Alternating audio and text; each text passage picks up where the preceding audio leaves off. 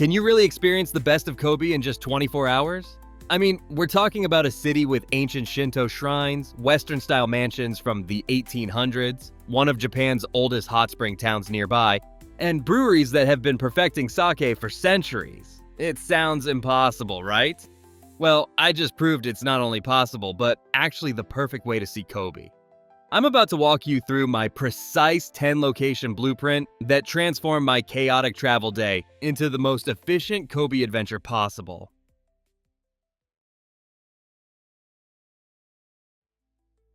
Most travelers save sake for the evening, but you want to start at Kiku-Masamune Sake Brewery Museum right when it opens at 9 a.m.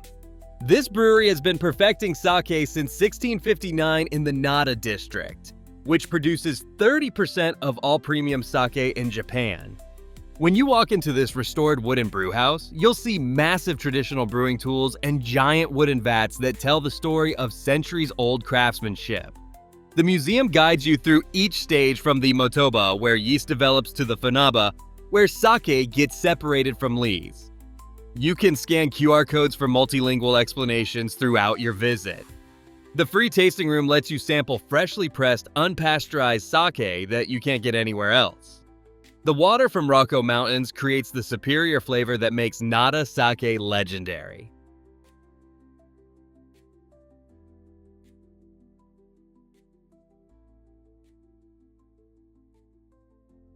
After learning about sake brewing, you need spiritual grounding at Ikuta Shrine, sitting right in the heart of modern Kobe.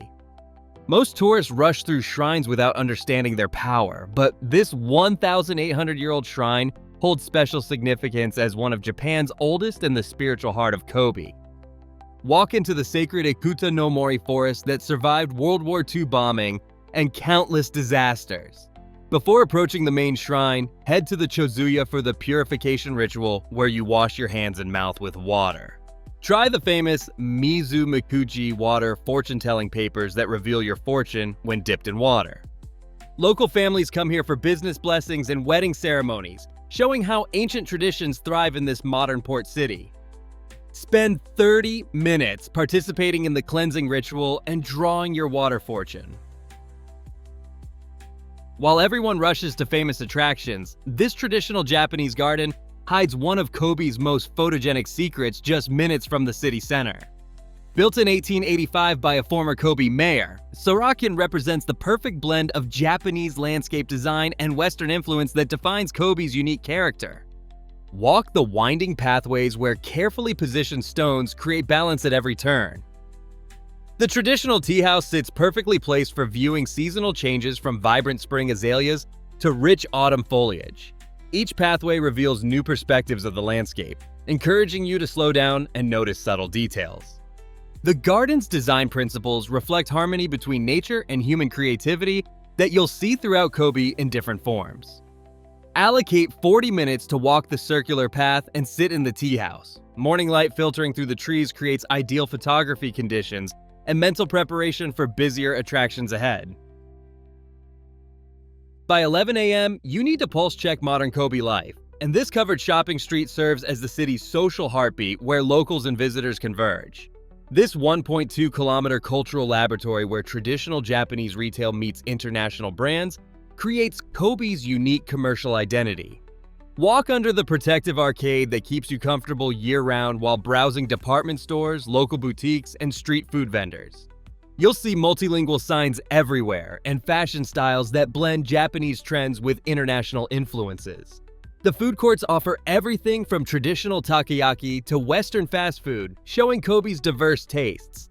Spend 45 minutes walking the full length and grabbing a quick snack. This street shows you how Kobe residents actually live and shop, not just the tourist version of the city. The energy and diversity here give you practical knowledge about local prices and products. Japan has 3 major Chinatowns, but Kobe's Nankinmachi offers something the others don't: authentic Chinese cuisine filtered through 150 years of Japanese refinement. This compact area packs over 100 restaurants and shops into just a few blocks, creating an intense concentration of flavors and cultural exchange that reflects Kobe's port city identity. Walk through the ornate gates and red lanterns while the smell of steamed pork buns fills the air.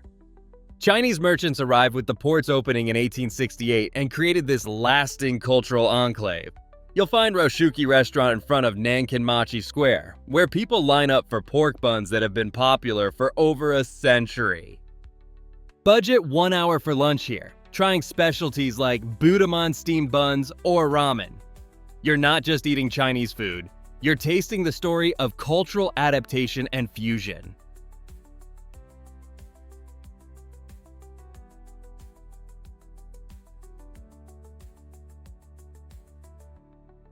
Every city has observation towers, but Kobe Port Tower's unique drum-shaped design and red steel structure creates the most recognizable skyline in Western Japan.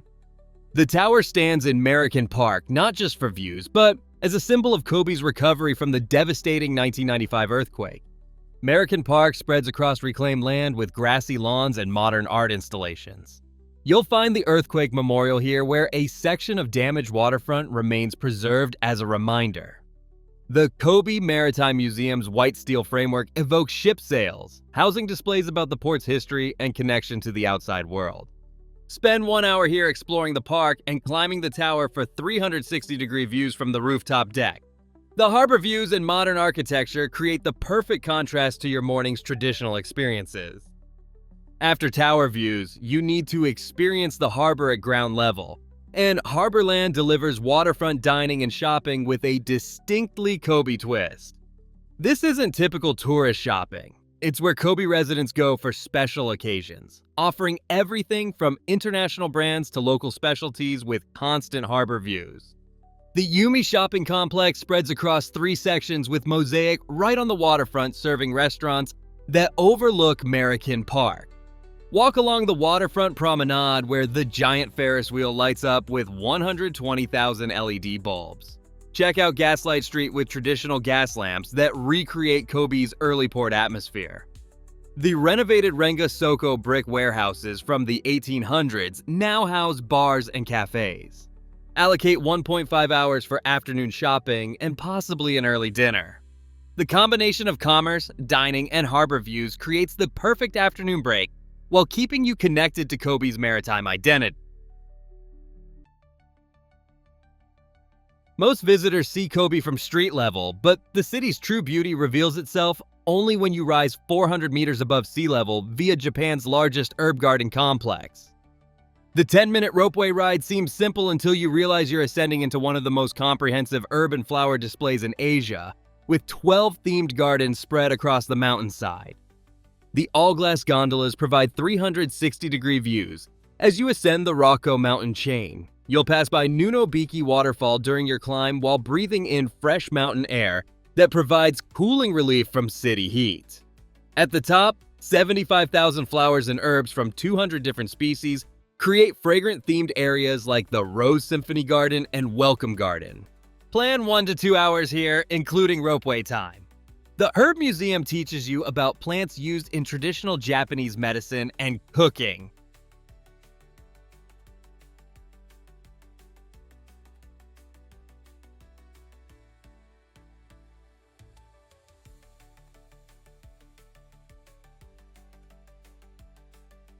By late afternoon, you need to understand how Kobe became Japan's window to the West. And these preserved foreign residences tell that story better than any museum. When Japan opened to foreign trade in 1868, wealthy Western merchants built these elaborate homes on Kitano Hill, creating a European neighborhood that still feels transported from another continent. Walk through over 30 classical Western-style buildings representing different national styles. The England House from 1907 displays antique furniture and a replica of Sherlock Holmes' room. France House features French furniture and Louis Vuitton trunks from 1904.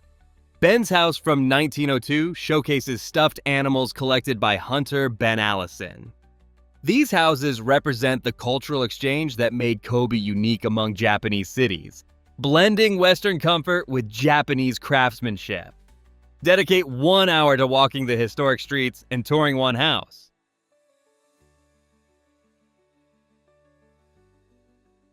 Most tourists never discover that Kobe has beaches. but Suma Beach offers the perfect sunset finale to your cultural marathon with views across Osaka Bay.